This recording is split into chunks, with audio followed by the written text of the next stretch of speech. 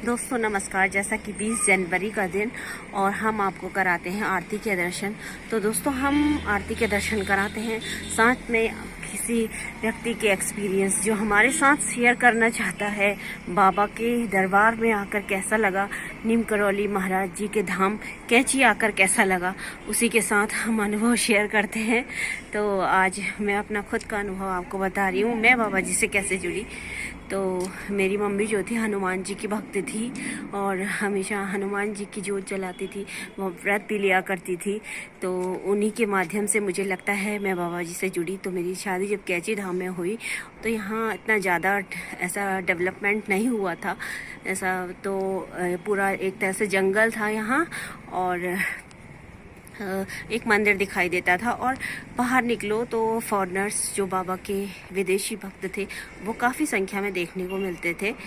तो बाबा से इस तरह से अपनी दादी माँ के थ्रू मैं जुड़ी, क्योंकि दादी माँ के किस्से कहानियाँ जो हैं बाबा जी से मैंने सुने और वो बाबा जी की परम भक्त थी। अनपढ़ होते हुए भी वो रामायण का पूरा पाठ करती थी, उन्हें पूरी रामायण यहाँ तक कि पूरी याद थी। कहीं से भी कुछ भी उनसे पूछो तो वो मतलब हमें उसका अर्थ बता देती थी पूरा। यहाँ तक कि अपने लास्ट के दिनों में कभी वो हमसे हनुमान चालीसा या हमसे रामायण पढ़ने को बोलती थी तो हम उन दिनों इतना महत्व नहीं समझते थे बाबा जी को। बाबा जी की इतनी ज़्यादा कृपा के का हमें पता नहीं था। तो हम कभी कभी एक पन्ना ज़्यादा पलट कर देख लेते थे तो दादी तुरंत बता देती थी कि तुमने एक पन्ना पलट दिया, यहाँ पर तो ये लाइन होनी चाहिए थी। तो देखिए अनपढ़ होते हुए भी बाबा जी की हमारी दादी के ऊपर ऐसी कृपा थी कि वो बहुत, एक तरह से कहा जाए तो बहुत ज़्यादा ज्ञानी थी। और मुझसे बार बार यही बोला करती थी कि बाबा जी में विश्वास करना और ये विश्वास बनाए रखना।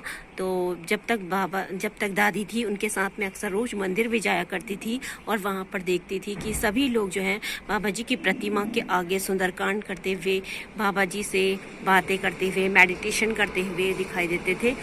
धीरे धीरे सिद्धि माँ के भी, जो एक तरह से मेरी दादी की फ्रेंडी थी, तो उनके साथ हम बैठा करते थे, चाय पीते थे। और सिद्धि माँ में भी तो वही शक्तियाँ थी जो बाबा में थी। बाबा अपनी शक्तियों को सिद्धि माँ को देकर गए थे और इस कैंची धाम में उनको उनके भरोसे छोड़ कर गए थे। तो वही क्रम जो है सिद्धि माँ ने आगे बढ़ाया।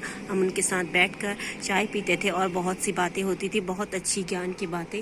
और उनको सुनने का धीरे धीरे ऐसा मन लगा कि रोज़ जाने का मन होता था वहाँ।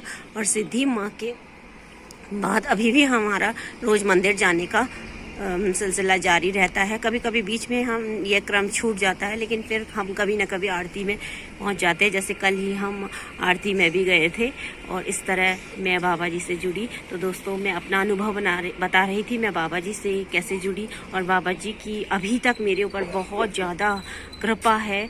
मैं जो भी छोटे बड़े काम, जो मैं ये सच बात कह रही हूँ कि मैं जो भी मेरे काम कहीं पर अटक जाते हैं, बाबा को मन में बाबा का ध्यान करती हूँ, बाबा का नाम लेती हूँ और पता नहीं वो काम कैसे हो जाता है, ये मुझे भी नहीं पता। तो दोस्तों इस तरह मैं बाबा जी से जुड़ी और अब आपको कराते हैं आरती के दर्शन। धन्यवाद, नमस्कार।